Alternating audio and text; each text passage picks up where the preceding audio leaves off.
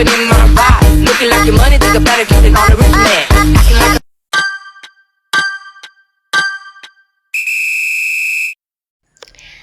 Assalamualaikum warahmatullahi wabarakatuh.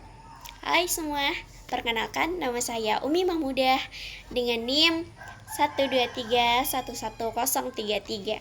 Saya sebagai mahasiswa di IAIN Pontianak semester 5 di di program studi pendidikan agama anak usia dini di Fakultas Tarbiyah dan Ilmu Keguruan Institut Agama Islam Negeri Pontianak.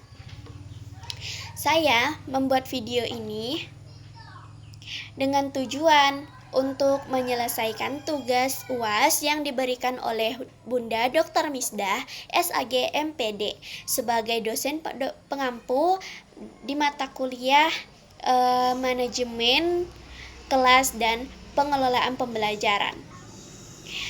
Dalam video ini, saya akan menjelaskan secara mendalam 3 soal utama. Yang pertama itu konsep model, pendekatan, metode, dan teknik pembelajaran beserta contoh aplikatifnya.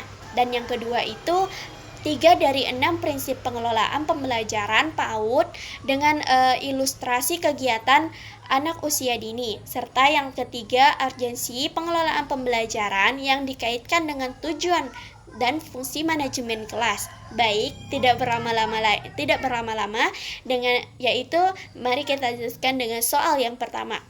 Jelaskan oleh saudara konsep dari model, pendekatan, metode, dan teknik pembelajaran.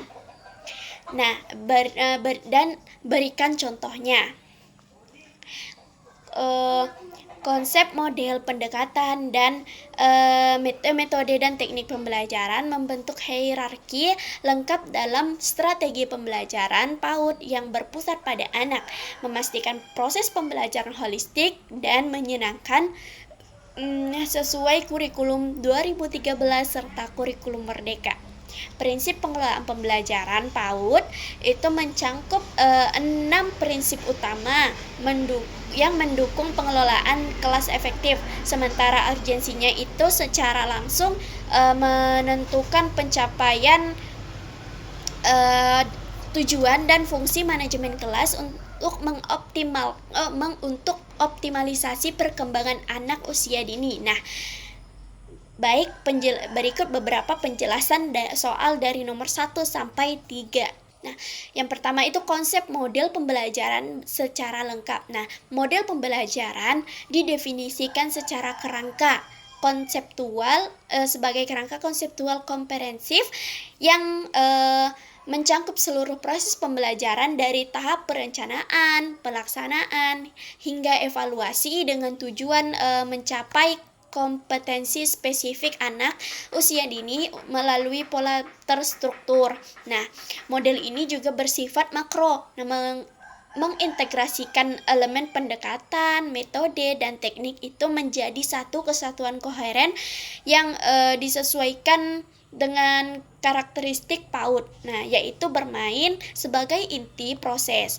Nah, di Indonesia, model pembelajaran PAUD umumnya meliputi 4 jenis utama. Yang pertama, model sentra, yaitu pembelajaran berbasis pusat kegiatan tematik di mana anak memiliki aktivitas bebas area seperti sentra blok, seni, atau sains. Nah, yang kedua itu model kelompok, yaitu kooperatif learning dalam kelompok kecil untuk kolaborasi. Nah, yang ketiga model area, yaitu pengaturan ruang kelas dengan zona bermain berbeda untuk eksplorasi mandiri. Sedangkan yang keempat itu model klasik, yaitu pengajaran langsung ke seluruh kelas untuk konsep dasar. Nah, lanjut ke contoh aplikatif model sentra. Nah, model dalam tema seperti lingkungan sekitar. Nah, guru itu menyediakan 5 sentra seperti blok untuk membangun rumah, seni untuk menggambar pohon, sains untuk menanam biji, terus bahasa untuk bercerita, dan terakhir matematika itu untuk pola. Nah, Anak usia 4-6 tahun itu berpindah sentra setiap 20 menit sehingga mengembangkan aspek kognitif, itu menghitung blok, nah motorik itu memotong kertas, dan sosial berbagi alat. Terus bahasa itu mendeskripsikan hasil karya. Nah, dari model ini efektif karena memungkinkan diferensiasi berdasarkan kebutuhan individu anak. Nah, termasuk anak berkebutuhan khusus atau dengan singkatnya itu ABK. Dengan adaptasi alat bantu. Nah, keunggulan model ini adalah fleksibilitasnya itu dalam mendukung prinsip belajar melalui bermain, yang terbukti meningkatkan retensi pengetahuan hingga 70% dibandingkan model konvensional. Nah, konsep pendekatan, metode, dan teknik pembelajaran. Pendekatan pembelajaran itu merupakan orientasi filosofis dasar yang menentukan arah keseluruhan proses, bersifat abstrak dan luas seperti pendekatan saintifik atau 5M, yaitu mengamati, menanya, mengumpulkan informasi, mengasosiasi, mengomunikasikan, atau berbasis proyek yang menekankan inisiatif anak. Nah, pendekatan ini menjawab mengapa dan bagaimana. Pembelajaran dirancang dengan fokus pada anak sebagai subjek aktif sehingga tahap perkembangannya subjek aktif sesuai tahap perkembangannya. Nah, metode pembelajaran adalah cara sistematis dan terstruktur untuk menerapkan pendekatan tersebut. Nah, berupa prosedur langkah demi langkah yang dapat diamati. Nah, contoh metode utama di PAUD yaitu metode bermain sambil belajar, yaitu integrasi permainan dengan konteks konten edukatif. Nah, yang kedua metode proyek yaitu pekerjaan tugas tematik kelompok, dan yang ketiga metode cerita yaitu narasi interaktif, dan keempat metode demonstrasi yaitu penunjukan langsung. Nah, metode ini juga bersifat medio, menghubungkan teori pendekatan praktik teknik. Nah, teknik pembelajaran merupakan implementasi taktis dan spesifik dari metode. Nah, seperti alat operasional harian yang fleksibel. Nah, teknik umum mencangkup bernyanyi untuk pengenalan konsep ritmis, terus tanya jawab itu stimulasi berpikir kritis, permainan itu dramatisasi cerita, sedangkan diskusi itu kelompok kecil, dan stimulasi itu dengan bahasa Inggrisnya role playing. Nah, hubungan hierarkisnya itu pendekatan saintifik ke metode, terus metode ke proyek, dan proyek ke teknik, demonstrasi, dan tanya jawab. Nah, contoh terintegrasi pendekatan saintifik dengan metode proyek buah dan sayur sehat. Nah, guru itu mulai dengan mengamati teknik observasi buah hasil, terus menanya itu tanya jawab apa rasa buah tersebut gitu kepada anak, dan yang mengumpulkan informasi itu bernyanyi lagu sayur. Nah, mengasosiasi itu diskusi manfaat, dan mengomunikasikan itu presentasi kolase. Anak usia 5 tahun membuat kolase dari potongan majalah. Nah, melatih keterampilan fine motorik, literasi, dan nutrisi dasar. Pendekatan ini sesuai PAUD karena multisensori dan inklusif dengan adaptasi visual untuk ABK. Baik, kita lanjut soal yang kedua. Jelaskan 3 dari 6 prinsip pengelolaan pembelajaran dengan memberikan contoh pembelajaran pada anak usia dini. Nah, pengelolaan pembelajaran PAUD itu diatur dalam 6 prinsip prinsip awal dari 10 prinsip kurikulum 2013 Permendikbud nomor 137 tahun 2014 yang menjadi panduan operasional guru, yaitu yang pertama, belajar melalui bermain, yang kedua, berinteraksi pada perkembangan anak, dan yang ketiga, berorientasi pada kebutuhan anak, dan keempat, pengembangan yang menyenangkan, dan yang kelima itu pembelajaran yang aktif, dan terakhir itu pembelajaran yang terencana. Nah, prinsip ini juga memastikan pembelajaran demokratis dan holistik. Prinsip pertama itu belajar melalui bermain. Nah, rangsangan pendidikan diberikan melalui media bermain yang bermakna untuk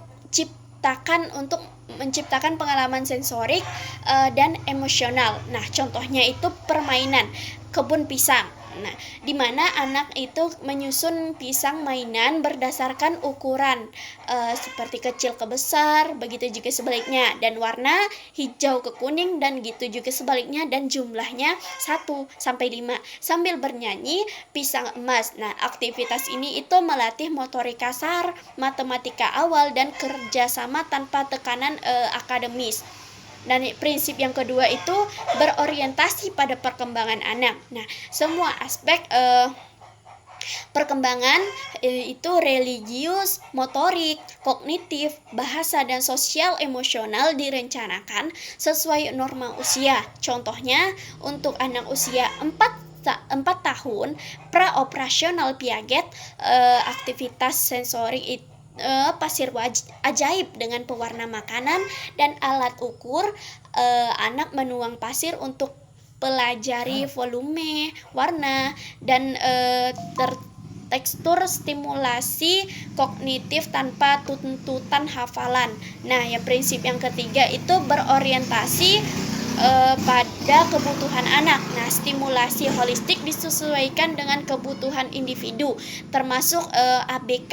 Nah, contohnya itu penggunaan lost part seperti kayu, kain, botol. Nah, dalam permainan bebas, anak autisme itu diberikan panduan visual untuk susun pola, sementara anak tipikal eksplorasi kreatif, sehingga semua mencapai sosialisasi dan kreativitas. Nah, kita lanjut soal yang ketiga, yaitu jelaskan oleh saudara urgensi pengelolaan pembelajaran jika dikaitkan dengan tujuan dan fungsi manajemen kelas. Urgensi pengelolaan pembelajaran terkait manajemen kelas. Pengelolaan pembelajaran bersifat sangat mendesak karena fungsi sebagai jembatan operasional. Nah, yang mewajibkan tujuan dan fungsi manajemen kelas PAUD, yaitu menciptakan lingkungan belajar kondusif, efektif, dan efisien untuk perkembangan optimal anak. Nah, tanpa pengelolaan yang baik, potensi anak itu jadi terhambat oleh kekacauan, inefisiensi sumber daya, atau ketidakadilan akses yang bertentangan dengan visi PAUD nasional atau dalam Undang-Undang Nomor 20 Tahun 2003. Nah, tujuan manajemen kelas itu yang pertama efektivitas pencapaian program tepat waktu dengan melibatkan orang tua, guru, dan anak. Nah, yang kedua itu efisiensi. Nah, penggunaan optimal sumber daya seperti ruang, alat peraga edukatif atau APE dari bahan alam dan waktu. Nah, pengelolaan memastikan tujuan ini melalui jadwal tematik harian yang fleksibel. Sedangkan fungsi manajemen kelasnya itu yang pertama ada perencanaan, itu RPP tematik dengan indikator capaian. Nah, yang kedua pengorganisasian atau penataan sentra aman dan atraktif. Nah, yang ketiga itu kepemimpinan teladan, guru dalam motivasi positif, dan yang keempat pengawasan atau observasi autentik dan refleksi. Nah, contoh pengelolaan harian itu dimulai perencanaan tema dengan tema air bersih. Nah, itu fungsi pertama. Fungsi kedua organisasi stasiun cuci tangan, dan yang ketiga fungsi ketiga guru fasilitasi diskusi, dan yang fungsi keempat evaluasi jurnal observasi. Nah, hasil anak itu jadi mandiri untuk cuci tangan, pahami higien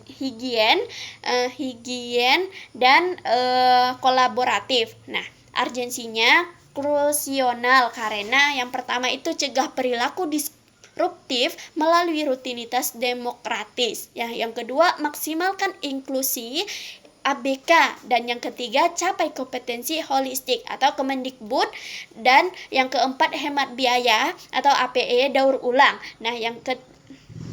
Ketidakmampuan itu mengelola berakibat guru menjadi stres. Nah, stresnya guru. Nah, perkembangan stagnan anak dan kegagalan tujuan nasional PAUD. Dengan demikian, pengelolaan bukan sekedar rutinitas, melainkan investasi strategis untuk organisasi emas Indonesia. Saya berharap pemahaman mendalam tentang urgensi pengelolaan pembelajaran ini itu mendorong kita sebagai generasi pendidik masa depan untuk berkontribusi aktif dalam pengembangan PAUD nasional. Bayangkan, melalui kelas yang dikelola dengan baik, kita bisa mencetak generasi emas. Nah, di Indonesia yang mandiri, kreatif, dan berakhlak mulia seperti yang diamanatkan Permendikbud nomor 137 tahun 2014 tentang Standar Nasional PAUD. Mari kita bersama wujudkan PAUD berkualitas di seluruh pelosok tanah air. Sekian yang dapat saya sampaikan, kurang lebihnya mohon maaf. Wabillahi taufik wal hidayah. Wassalamualaikum warahmatullahi wabarakatuh.